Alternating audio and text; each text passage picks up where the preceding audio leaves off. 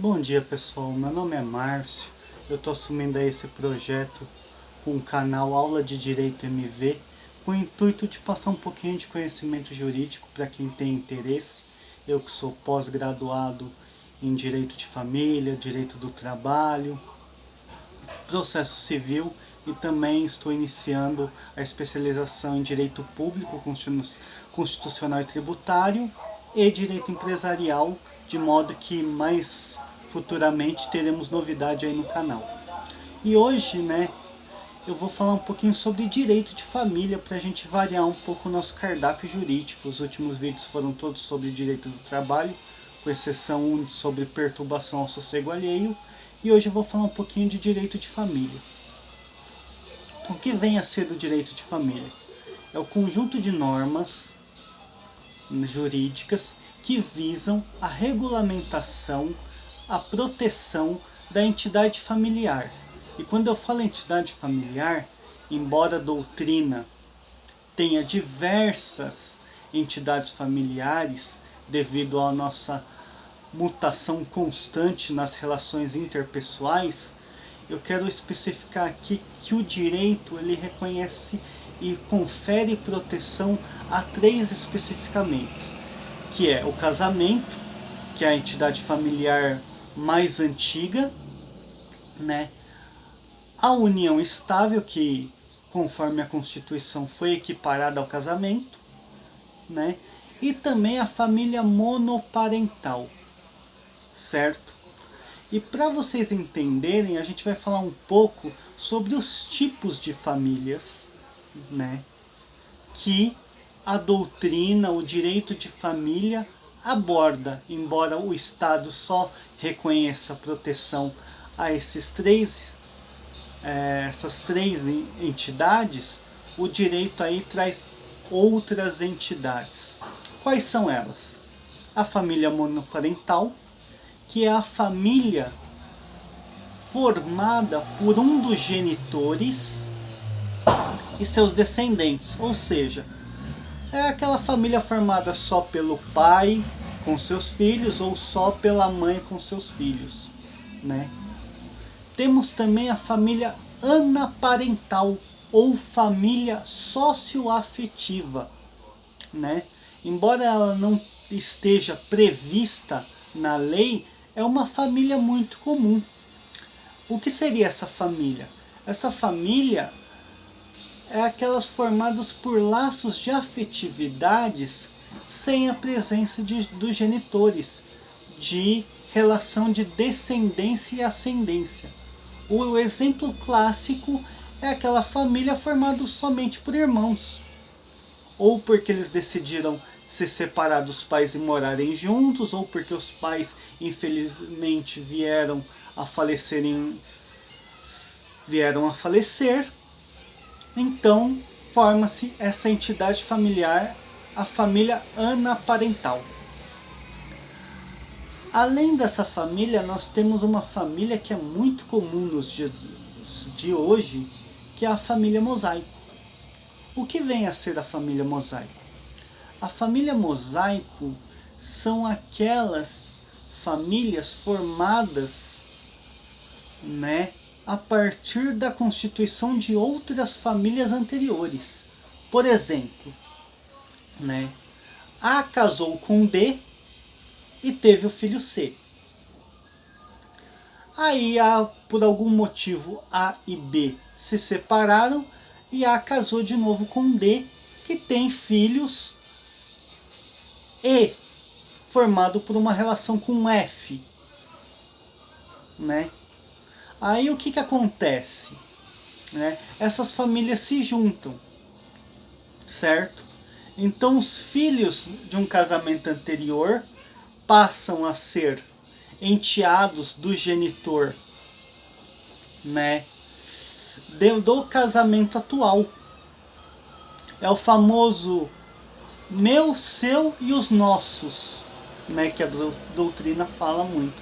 Essa é a família mosaica, que é aquela família que se vai se retalhando, uma concha de retalhos. Ok? Num vídeo posterior, eu vou falar do casamento e da união estável. Por quê? Porque essas entidades são mais complexas, certo? E vai demandar um tempo maior. Então, para o vídeo não ficar muito extenso, num momento posterior eu falarei dessas famílias, ok? Uma outra entidade familiar que também merece estudo e é fonte de muitas polêmicas é a família polioafetiva. O que é a família polioafetiva? É aquela onde é formada por mais de duas pessoas. Um homem e duas mulheres, uma mulher e dois homens, né? Essa entidade, pelo princípio da monogamia, ela não é reconhecida no direito brasileiro, não tem a proteção do Estado. Porém, existem decisões esparsas reconhecendo a existência e a titularidade dessa família. Então é muito polêmico. A posição majoritária é que não pode haver essas famílias. Porém, isso também vai ficar para um tópico posterior, né? Porque envolve muita polêmica, tá certo? Então aí eu vou ter que fazer um vídeo dividindo em várias etapas para explicar detalhe por detalhe. Um outro ponto que eu queria falar com vocês que é muito importante, né, no direito de família, são os princípios. Assim como em todo o ramo do direito. O princípio, ele é a base de estruturação do ramo do direito. Porque pelo princípio é conferido ao legislador a criação da norma e ao operador do direito a sua interpretação e aplicação ao caso concreto. Princípios são vetores, são bases, são pilares que ajudam na construção e interpretação e aplicação da norma. E quais são os princípios do direito de família?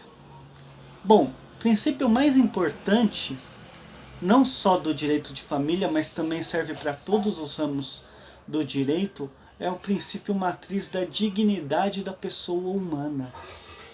Certo? Por quê? Eu não posso falar em princípio, direito, se eu não respeito a dignidade da pessoa. Eu não respeito o direito à vida, o direito à liberdade, o direito de expressão, né? O direito à privacidade. Todos esses direitos, princípios, decorrem dessa matriz, que é o princípio da dignidade da pessoa humana. Inclusive, ele está previsto logo no primeiro artigo da Lei Maior da Constituição Federal. Artigo 1º, inciso 3º, princípio da dignidade da pessoa humana. E ele é super importante na construção de uma relação familiar. Certo? Outro princípio de igual importância é o princípio da afetividade. Por que o princípio da afetividade? Vejam, o princípio da toda relação de direito de família, ela começa por uma relação de afeto. Os casais se conhecem e vão construindo uma relação, né, até chegar à união estável, ao casamento, essa relação duradoura com o intuito de constituição de família. É através do afeto. O afeto também, ele serve para justificar, né, também outras entidades familiares que, embora não estejam previstas na lei, muitos doutrinadores, com base neste princípio, entendem que é dever do Estado a proteção, né? A polioafetividade é um caso, né? existem doutrinadores que entendem, ora, se uma relação ela se constrói na base do afeto, por que eu não posso ter uma relação com mais de uma pessoa? Uma relação aberta. Então, por este princípio, doutrinadores, operadores do direito entendem que o Estado deve olhar de uma maneira diferente para esse tipo de entidade familiar. Outro exemplo são as famílias socioafetivas, a família anaparental, que é aquela formada pelos colaterais, irmãos. Se baseia no quê? Numa relação de afeto. Porque logo, se eu não tenho afeto, não existe uma relação A2, A3, que seja.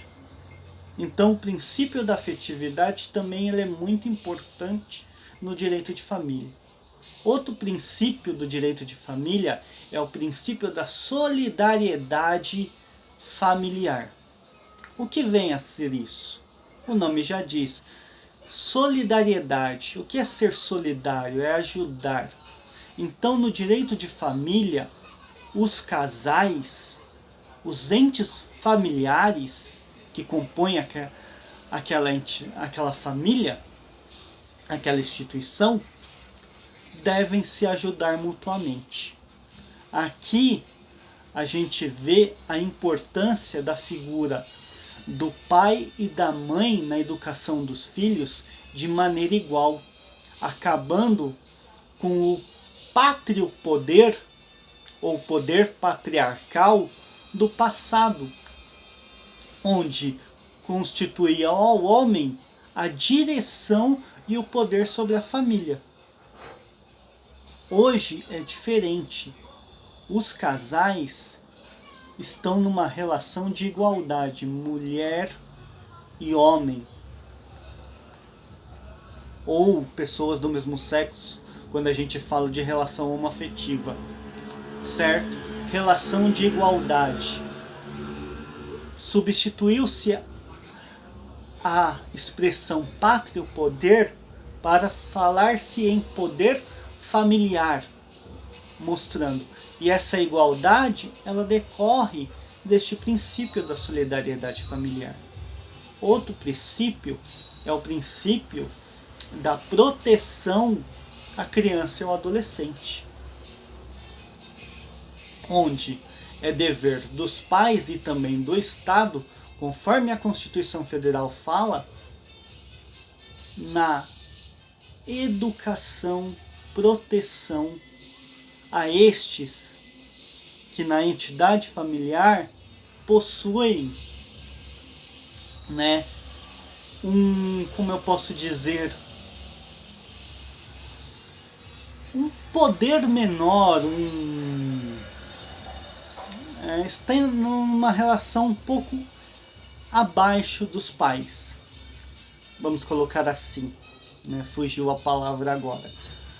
Então vejam, é dever dos pais, do próprio Estado, com a proteção destes, certo? Da mesma forma, com o idoso, que é o nosso próximo princípio. Chega um momento na vida,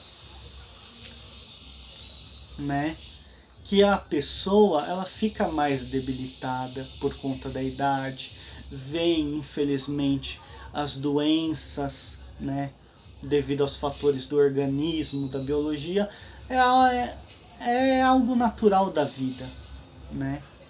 Então, à medida que os filhos, os nossos adolescentes, são educados, são protegidos, são amparados pela família, pelo Estado e criam assim, né, aquela consciência, né, aquele dever, passa a eles o dever de cuidar dos nossos idosos, assim como também na falta destes filhos e filhas é dever do idoso amparar os nossos idosos, é dever do Estado amparar os nossos idosos, né?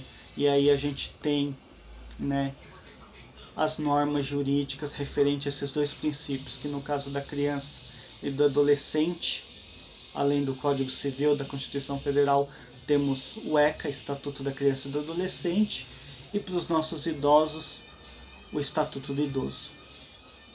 Certo? Bom, gente, é isso que eu tinha para falar para vocês hoje, né? Não vou estender muito para o vídeo não ficar muito cansativo.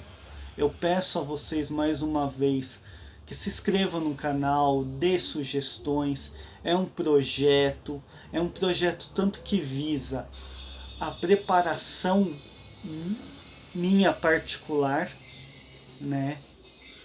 Porque eu estudo para poder passar o conteúdo para vocês e assim cada dia eu me atualizo mais, como também passar um pouco de conhecimento dos direitos e deveres para a gente exercer a cidadania de maneira efetiva. Então dê sugestões, façam críticas à vontade, entendeu? Se inscreva no canal, divulgue esse projeto aí. Vamos fazer com que isso chegue a outras pessoas, outras famílias, para que todos assim possam conhecer o seu direito, entendeu? Para exercer a efetiva cidadania em busca de um país melhor. Não se esqueçam, se inscrevam no canal e um bom domingo a todos. Abraço!